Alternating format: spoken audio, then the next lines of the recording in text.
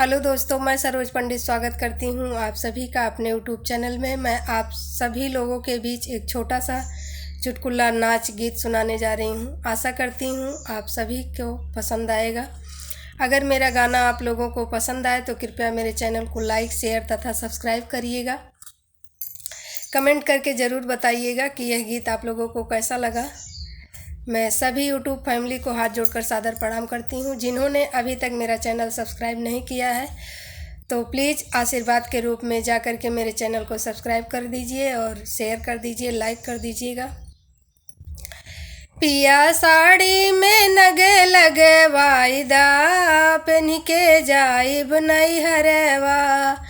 पिया साड़ी में नगे लगे वाइदा पेन के जाइब नहीं हरेवा।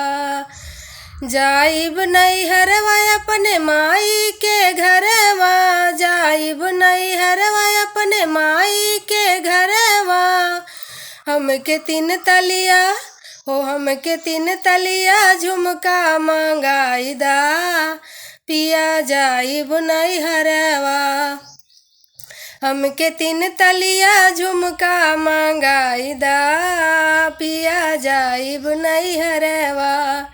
पिया साड़ी में नगे लगे वाइदा पेन के जाइब नहीं हरवा। पिया साड़ी में नगे लगे वाइदा पेन के जाइब नहीं हरवा। लाल रंग साड़ी लाल रंग कंगनवा। लाल रंग साड़ी लाल रंग कंगनवा। सोलहो सिंगार कई के निकलब अंगनवा। लाल रंग साड़ी लाल रंग कंगनवा। सोलहो सिंगार कई के निकलब अंगनवा। हमके लक्ष्मी के लिपस्टिक मंगाई दा। पिया जाइब नहीं हरवा।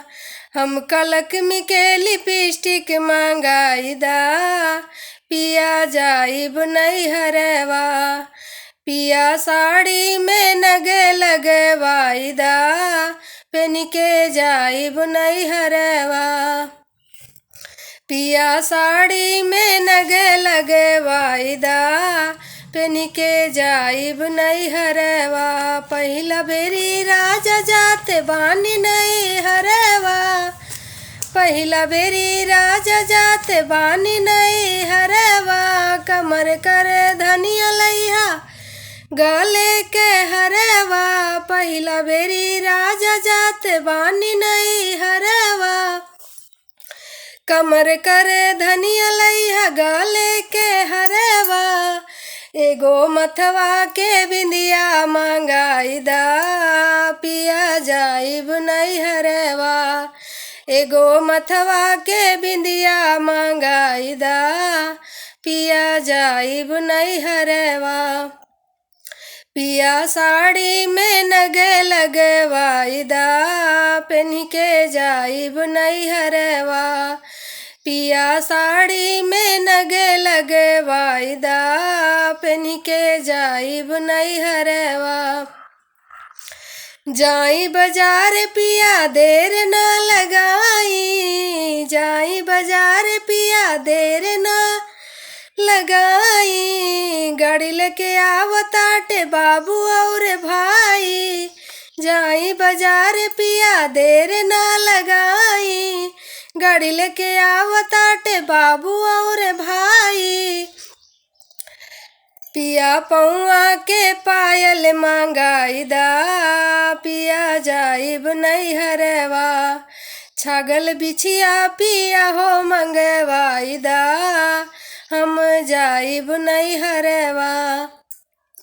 पिया साड़ी में नगे लगे वाइदा पेन के जाइब नहीं हरवा। पहिला बेरी राजा जाते बानी नहीं हरवा। कमर कर धनिया लैया गले के हरवा। एगो मथवा के बिंदिया मंगाई दा। पिया जाइब नहीं हरवा। पिया साड़ी में नगे लगे वाइदा पेन्ही के जाइब नैहरवा, राजा साड़ी में नग लगवाइदा, पेन्ही के जाइब नैहरवा। तो हेलो दोस्तों, यह गीत आप लोगों को कैसा लगा ज़रूर बताइएगा, और अपना प्यार आशीर्वाद हमारे चैनल पे बनाए रखिएगा। जैसे सबको प्यार दुलार दे रहे हैं वैसे हमें भी अपना प्यार दुलार दीजिएगा आप लोग। आप लोगों से यही आशा करती हूँ। मिलती हूँ किसी नेक्स्ट वीडियो में किसी नए गानों के साथ। तब तक के लिए बाय बाय।